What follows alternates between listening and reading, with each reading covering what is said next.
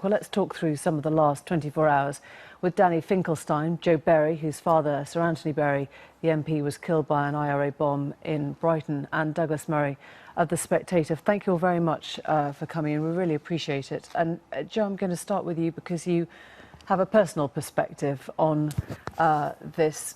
Your father was killed by terrorism. I wonder if, from the ashes of tragedy, you feel that positive change can come from a moment like this. I feel very deeply the words of Joe's husband, we need to unite against hatred, and that's been my journey since '84, to find a way to bring compassion and empathy, to bring something positive out of it, to not carry on with the cycle of violence and revenge. And I think this is the time when we all need to act in a way which is about empathy and understanding. I've just come from sharing with Patrick McGee to 50 young people, and Patrick and I, yes, we work together, and we have different beliefs, different political beliefs, but we can listen to each other with respect, despite what's happened between us. You describe your positive change, your attitude, but do you feel that came back to you? Did something shift in terms of how you felt politics was being done? Is that too big a question for terrorism, perhaps? I feel we need to bring a change in our politics. Danny, do you think that this will mark a changing point? It's a heartbreaking thing to say, this, but no, I don't really think it will.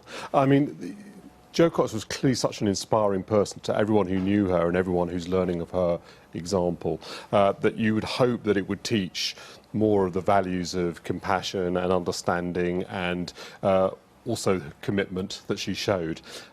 Do I think that it's really going to change political debate? Sadly, I think the experience is that these news stories and events make a huge impact. People think at the time, got to do better, and then people slide. And so, you know, my cool analysis would be that in time, it will not make the impact that it deserves to make.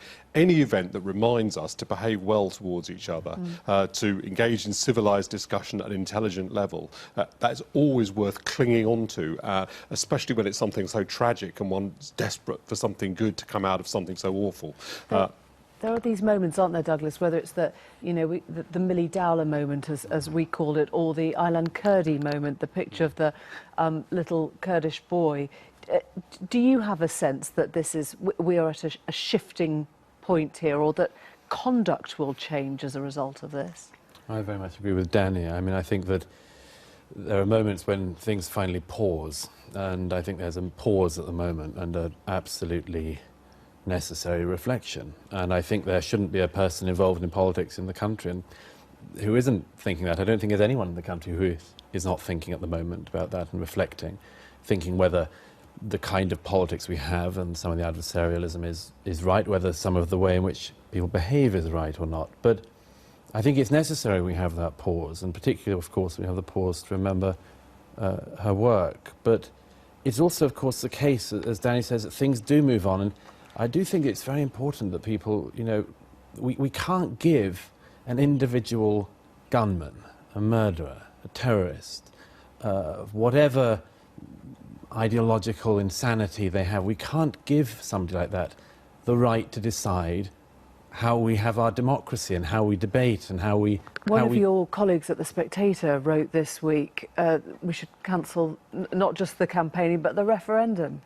Yeah, I have to say, I had some sympathy for that, because it's hard to see how things do go back to normal actually so fast, and how will it happen? How will people do it with dignity? Notice that, Joe? Is there a moment where you think everything that has, you know, all the pledges slip away now, and I'm trying to hold people to their sort of, you know, their highest level of conduct, and it doesn't work for very long?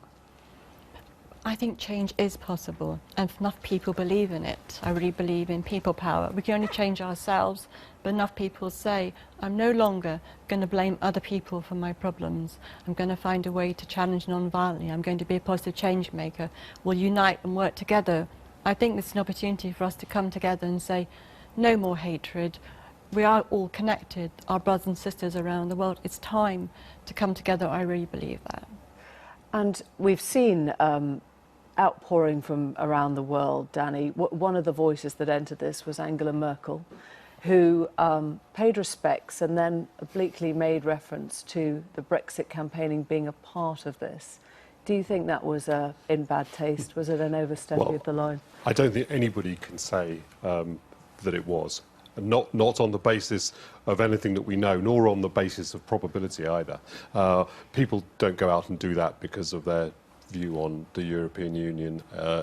This person, it sounds very much like he was mentally ill, as well as having extreme political ideas. That doesn't add up to a contribution to the referendum campaign. I think Douglas was right. We shouldn't treat it in that way because that will distort the rest of the debate on this very important democratic question and cede to somebody, the right to interrupt our democracy, and we don't want to do that. And a lot of people have talked about the cessation or the pause, but there will be some who read into this pause today a certain sort of underlying politicisation and say any pause may promote or benefit the Remain camp because it shuts down the Leave voice. Do you feel that?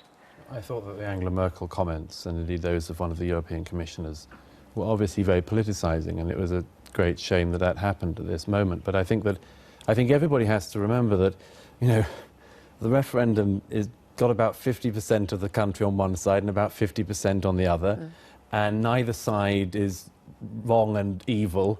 We're all discussing an important democratic issue about our future.